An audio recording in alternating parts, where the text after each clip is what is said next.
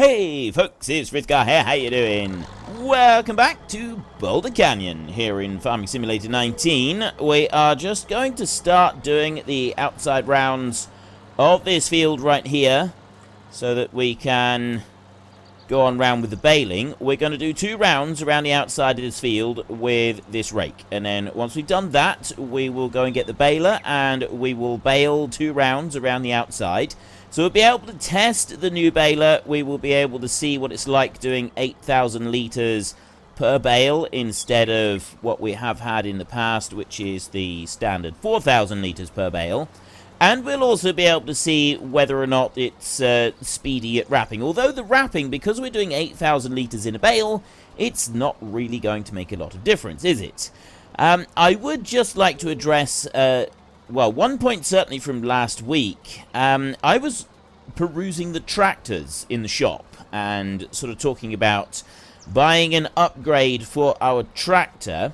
I would like to apologize for any confusion that may have arisen from said perusal of tractors. I'm not intending to buy a tractor before I buy the Scorpion King. I may have said something along those lines, and I realise that I may very well have done. I tend to sort of speak like that. Oh yes, we could go and get that one. I'm not actually intending to go and do it. It was just sort of a what if we could go and do it. But I'm not going to be buying any more machinery now until after we have bought our Ponzi Scorpion King. That is the next thing that we're going to buy. We're going to be selling wool, we're going to be selling silage bales, and we're going to be selling timber, and we're going to be accumulating enough money to be able to go and buy the Scorpion King. Another thing that I did last week was that I loaded up the pallets of wool using the autoloader, and I went and sold them. And originally I did say that I wouldn't do that, that I would only sell full pallets of wool, and I went along and just loaded up everything that was part pallet. There were a couple of full pallets, and I sort of figured that, yeah, that would be fine because we've got some full pallets there, and so the rest of it would just kind of be bundled in together anyway. A few of you said that you didn't really like that I did that, and that I should only sell the full pallets and use the pallet forks. I mean, we did establish that the trailer doesn't like doing it very well. And I've had to think about this, and you're right, yes. If a guy was coming all the way up here in order to be able to buy materials and things like that, and buy wool, he's not going to be running off with little bits of part pallets taking up valuable space in his load, is he? He's going to want the full pallets only. So we won't do that again. We will only sell full pallets. I won't go taking part pallets out and selling those, so I won't do it with the autoloader. I will carefully go in with the front loader and the pallet forks, and we will do that properly. So from in the future, that's one job that we won't do using the autoload trailer. We will use the pallet forks to do that. The autoload will be reserved for handling bales and for moving the timber.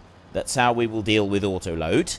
But we won't do it with the pallets from the sheep. I mean, maybe at some point in the future, if we have a lot more pallets than we do now, then yes, we could consider it. Because, you know, if you've got enough pallets to sort of fill a lorry, then you would bundle some of it up together. You would manually move it up together and maybe then send somebody off with a full load. That could work. The one thing that we did notice when we were trying to sell the wool, though, was that even though we auto-unloaded it onto the sell point, it just sat there and didn't actually sell. It didn't come out of the wool pallets. It didn't work very well with the selling station. I'm not quite sure why. I've not been able to find any particular reason for it doing that, but it didn't do it. So that's another thing that we will sort of look at maybe in the future, as to why that didn't work and whether there's anything to get round that. But I suspect that there won't be anything to get round that, and it is just the way it happens to be with the universal sell point and the wool pallets. It might be the same with egg pallets as well. We haven't got any egg pallets at the moment, but we'll probably get some at some point. Right, let's drop that one down there. And away we go again. So we're just going to complete 2 rounds around the outside of this.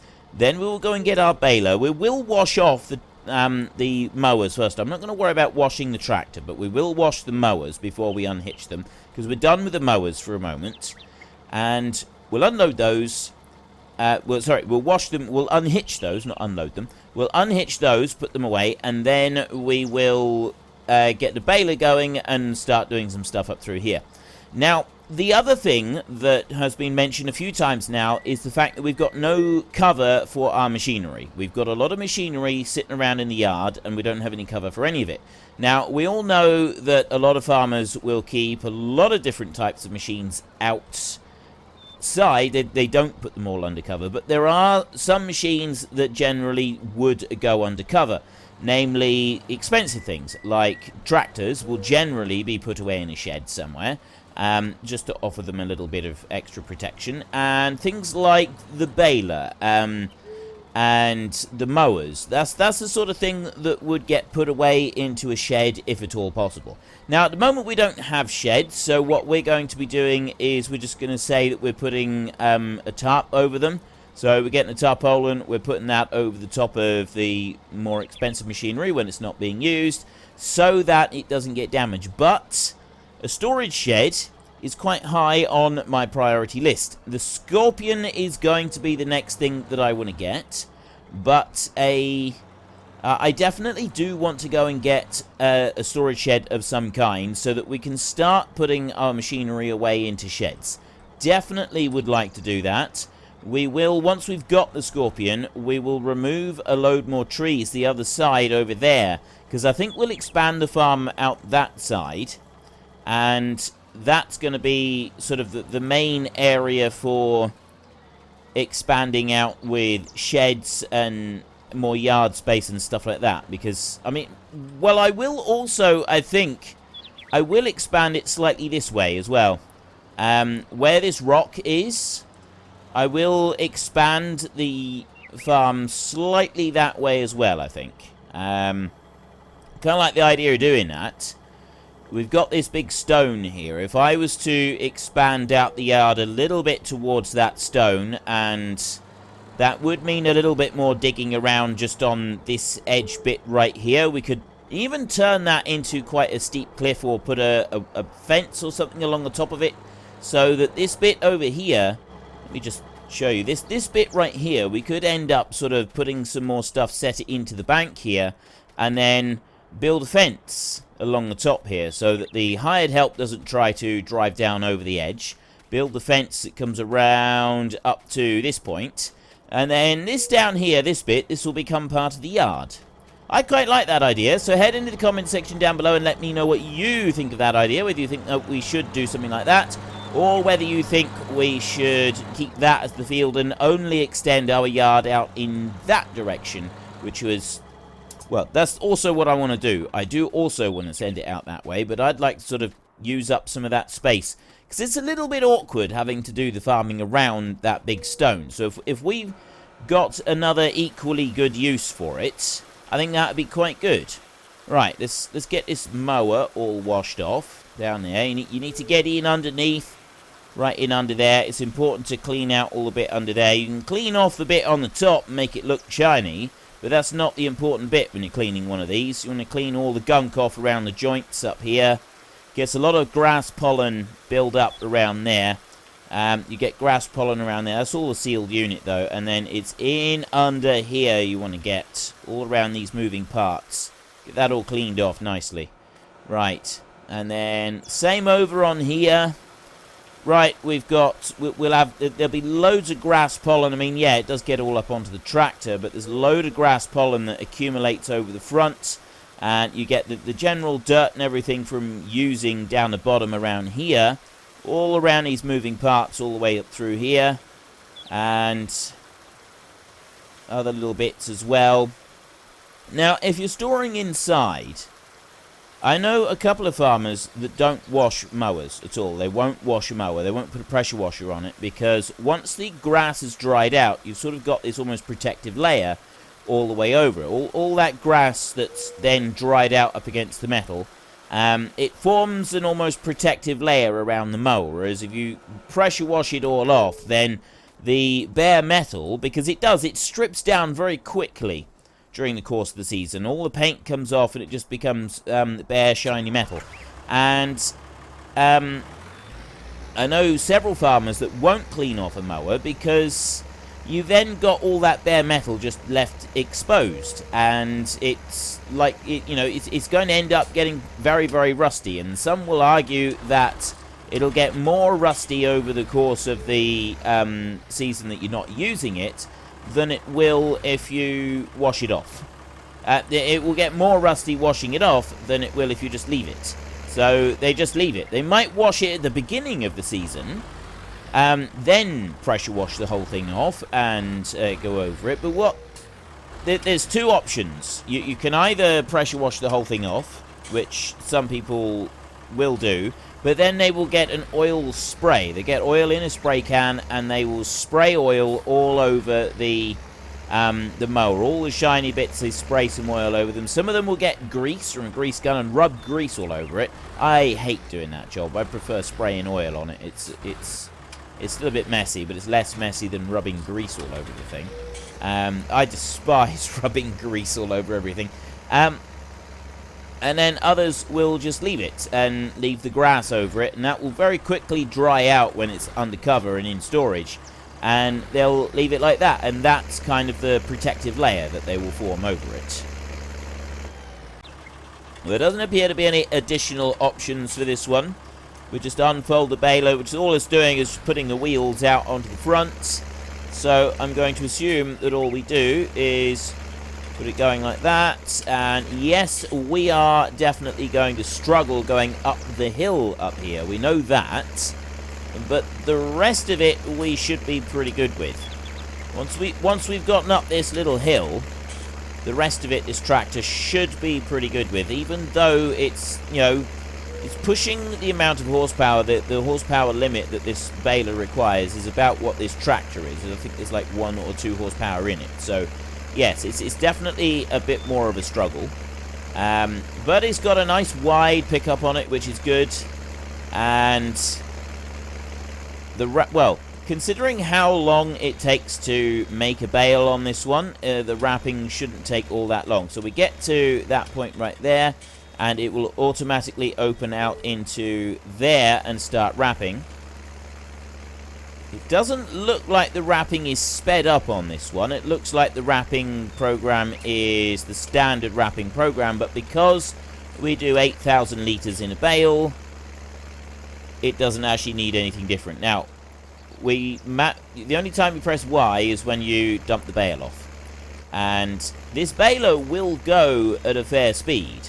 I just haven't reached maximum speed yet. As soon as we start going down the hill in a minute, then we will reach maximum speed and we'll be able to see what this baler is really capable of. It does definitely go faster than the other balers. But round balers, you can go especially a modern round baler, you can go at quite a substantial speed with a round baler. Just because of the way they work and the way they pack everything into them. It's one of the great things about a round baler is the speed that you can drive them along. And I did recently see an advert for a self-propelled round baler. I'm unsure about how good I think this one is. It does seem, in theory, to be a pretty good idea, but at the same time, I'm still not entirely sure that, whether or not it's a good thing. That round bale is moving. The problem is once they get going, they don't. Oh, is he going to stop? He has stopped. Right. Okay. That's okay. He stopped. And now I'm going downhill slightly. We should get a better indication of just how fast this baler can run. So let's just bring you down here. Here we go. Right, 16 miles an hour for baling. That is pretty good. The biggest problem is going to be actually stopping the thing once the bale reaches full capacity, but that's absolutely fine. That's a minor detail that I can live with. So we'll haul that one on round that way. And we're never going to be able to get 16 miles an hour with this baler going up a hill. Well, not with this tractor, I should say. With this tractor, 16 miles an hour just isn't going to happen, is it? Right, we'll bring that one over there. I'll dump you out. I need to just go forward a little bit further. Get the next bale in. Oops. Unfortunately, this isn't a continuous feed baler. That's the only other thing I'd like to see now, really, is a continuous feed round baler. I mean, we don't have to have a continuous feed round baler. A square baler would be equally good if I could find a square bale wrapper that was a little bit faster than the standard wrapper, because standard square bale wrappers at the moment are just a teensy little bit too slow for my tastes. They're all right, but it's definitely not great. Right, on we go again. Yeah, that one wrapping up. So, how many bales have we done so far?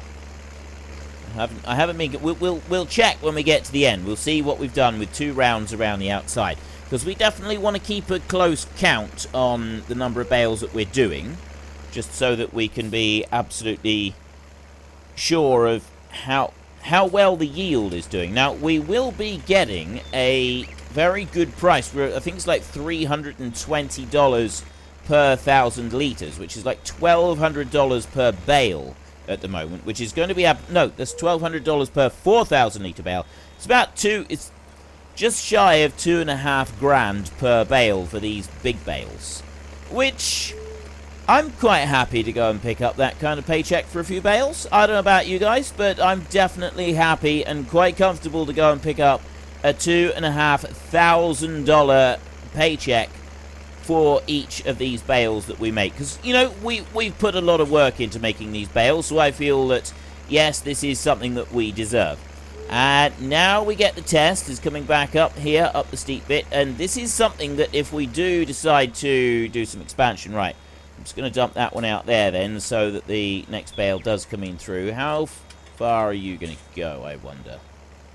More importantly, where are you going to? I'm just going to... Okay, it's going back towards our yard. That's fine. It'll stop out in the middle of the yard there somewhere. And I'll bring you on round like this. There we go. And we can start racing up through here. I'm going to try this just with unloading the bale as we go along, because I think that would be alright. I think that's alright, something that we can do. We can get away with. And we've got one bale there that is just rolled across the track a little bit, or across our across the swath, but I don't think that's going to be too much of an issue. So that one will change out over to there, close down, and away we go again.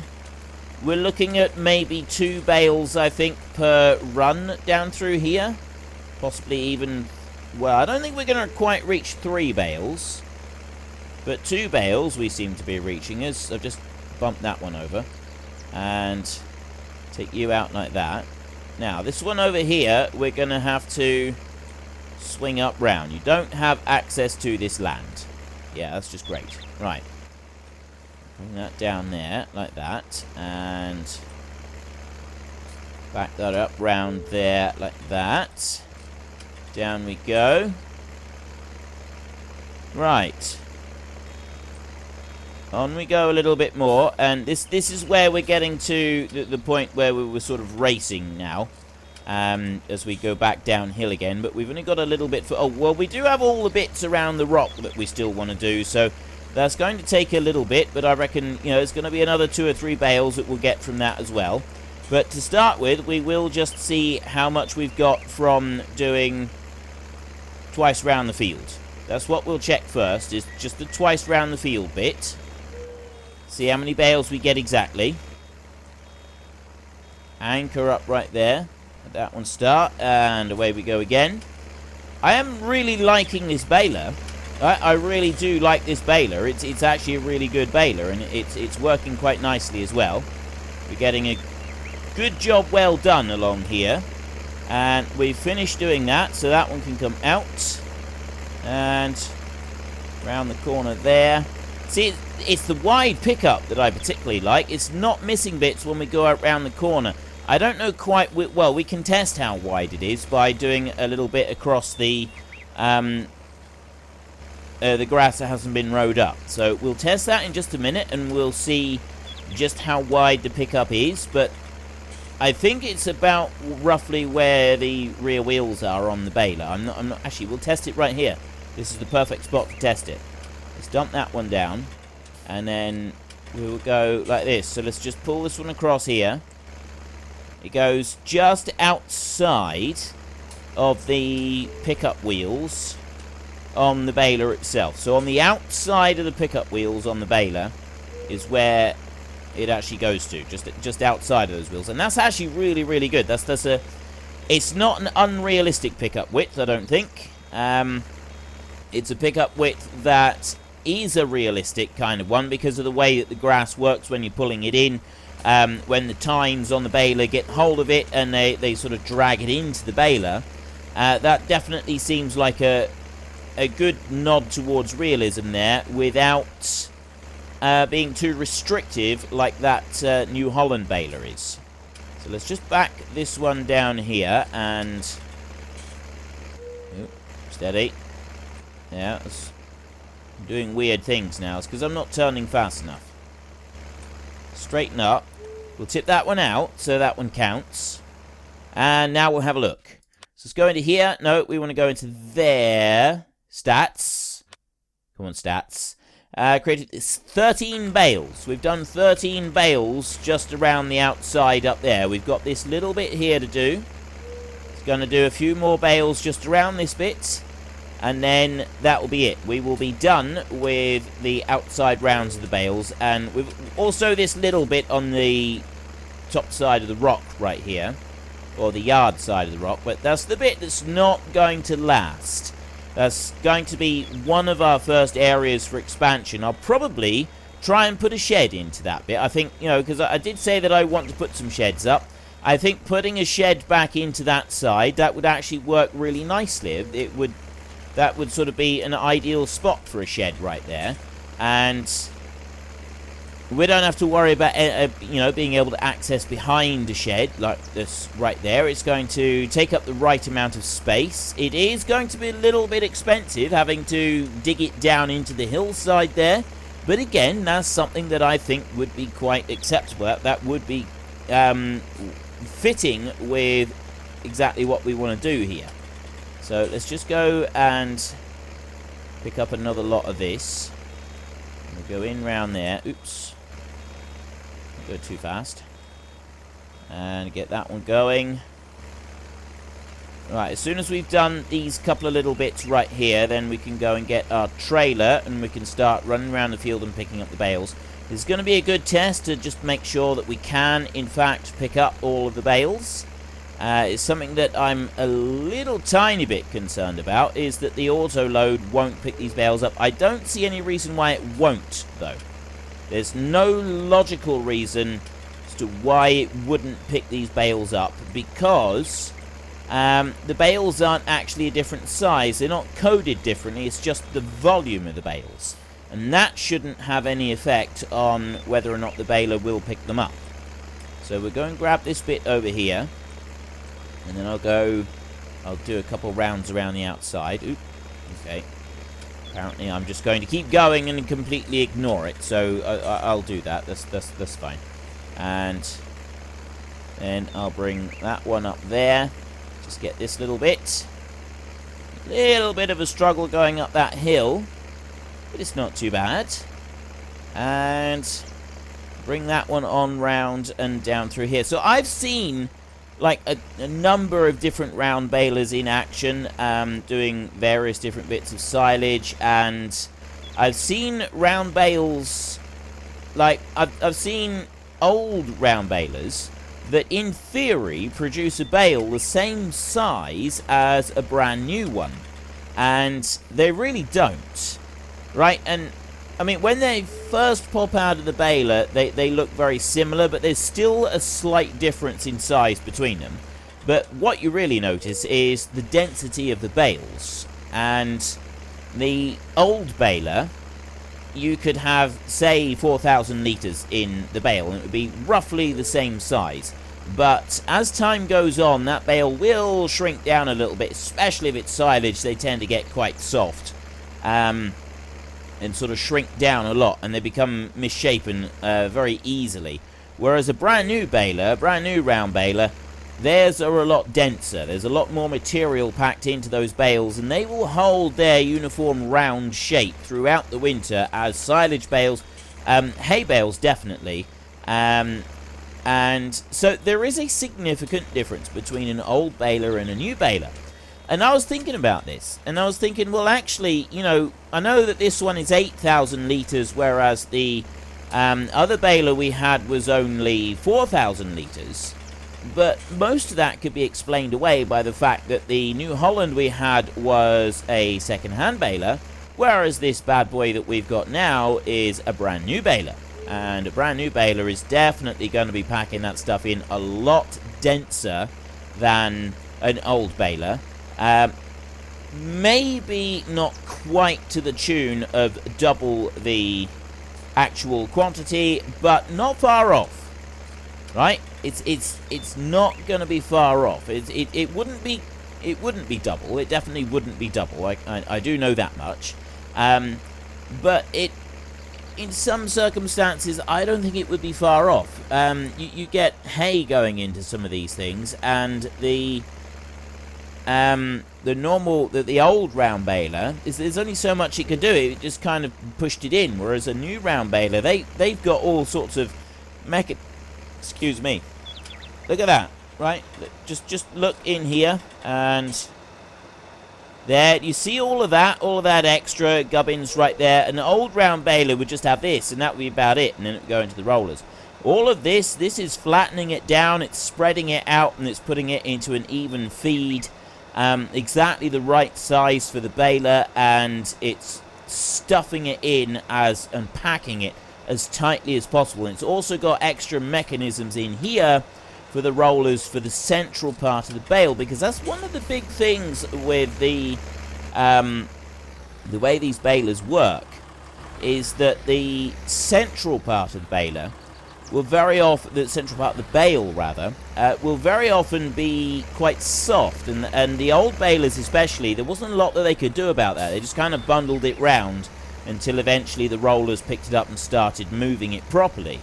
So the middle of the bale would be very, very soft, and it wouldn't be compacted at all, and you were just relying on the outer edge of the bales to compress the inner part of the bale. Whereas those balers there, the rollers come in, a select number of rollers come in, and they compress the core of it right down super tight, right from the very beginning. From the first moment that the material starts going in, it's being compressed and stuffed in tight. So I could easily buy into, right, we want work mode on, and wait a minute, there's something that I do need to put a bit, well, actually, now I say 30 times speed for that, but the bale, we're still in the middle of doing the baling, right? We're still in the middle of doing the baling, so people said that, hang on a minute,